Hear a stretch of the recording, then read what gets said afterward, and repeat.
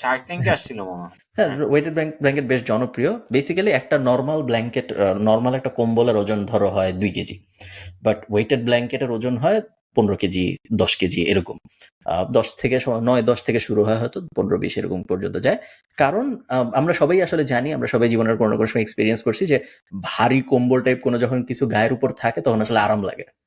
তো এই কনসেপ্টের উপর ভিত্তি করে যে ভারী কোনো কিছু গায়ের উপরে থাকলে আরাম লাগবে, এই কনসেপ্টের উপর ভিত্তি করে যে প্রোডাক্ট ইনোভেশনটা হয়েছিল সেটা ছিল হইলো ওয়েটেড ব্ল্যাঙ্কেট।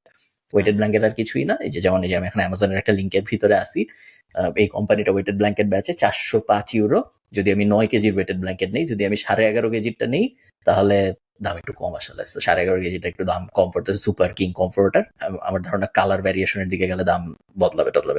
এটা অবশ্য 12 pound throw. So weighted blanket একটা ইন্টারেস্টিং বিজনেস, যেটা নিয়ে বাংলাদেশে আসলে কখনোই কথাবার্তা হয় না। আমি ঠিক জানি না বাংলাদেশের কোল্ড, মানে ঠান্ডার সময়টা বাংলাদেশে অত বড় না। সো এই বিজনেস চান্স আছে যে বছরের 10 মাস ডরমেন্ট থাকবে, চলবে না। কারণ বাংলাদেশের বেশিরভাগ মানুষ বেশিরভাগ সময় তো আসলে কম্বল নিয়ে চিন্তা ভাবনা করতে হয় না, হ্যাঁ, বাট ঠান্ডার করতে হয়। দেশে এটা একটা বড় প্রবলেম, এই কারণে একটা বড় বিজনেস।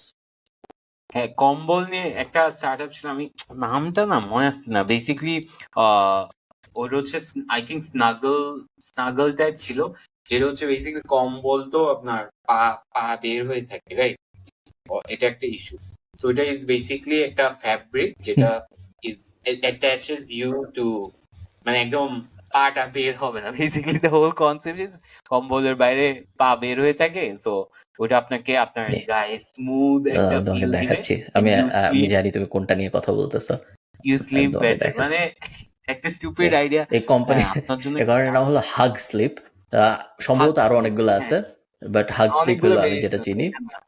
বাট হাগ স্লিপও 29% সেম। ডিসকাউন্ট দিচ্ছে। হ্যাঁ, সো হাগ স্লিপের 2টা ভার্সন আছে। একটা হলো যে এরকম ইউএসপি টা পুরোটা। দেখেন, ইউএসপি টা। হ্যাঁ, সো এই যে এটা বেসিক্যালি আপনাকে কম্প্রেশন দিয়ে চারদিক থেকে চাপ দিয়ে ধরে রাখবে এবং আপনি পুরাটার ভিতরে নিজেকে ঢুকায় নিয়ে ঘুমায় যাবেন। এটাই মানে দুনিয়াটা কোন এত দিকে যে যাচ্ছে। weird। আচ্ছা, এগুলো বেসবল সবই কিন্তু নাম বড় শুনছেন? বড় হ্যাঁ, হ্যাঁ, বিজনেস বল। নয়।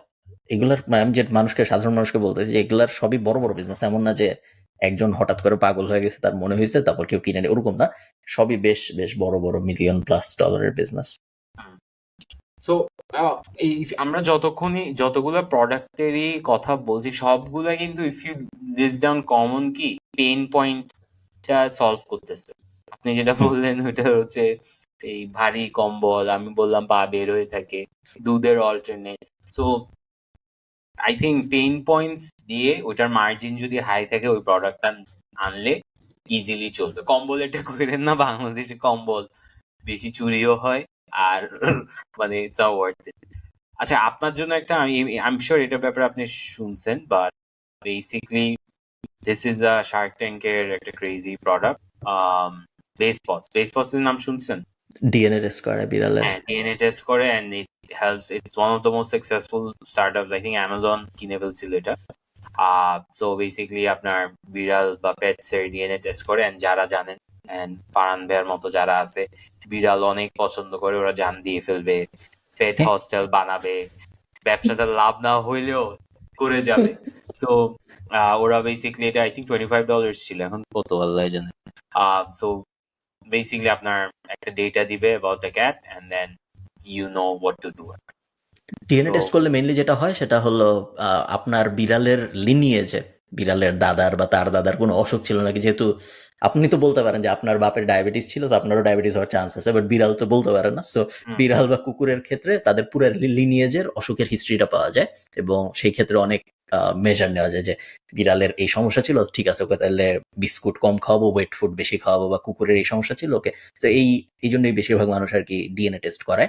ডিএনএ টেস্ট মানুষেরও হয়। 24andMe বেশ জনপ্রিয় এক্সাম্পল, যারা মানুষের ডিএনএ টেস্ট করার বেশ বেশ I think $1 billion valuation company, এখন কমছে নাকি আমি জানি না, বাট 24andMe বেশ জনপ্রিয় কোম্পানি, যারা মানুষের এই ডিএনএ টেস্ট করে। মানুষ করাই হইলো তাদের লিনিয়েজ জানার জন্য, এবং সেম কারণে তাদের ভবিষ্যতে কোনো সমস্যা হইতে পারে নাকি, বা তাদের জন্মর ইতিহাস কোথা থেকে আসছে, ওই সবকিছু জানার জন্য 24andMe বেশ কুল কোম্পানি।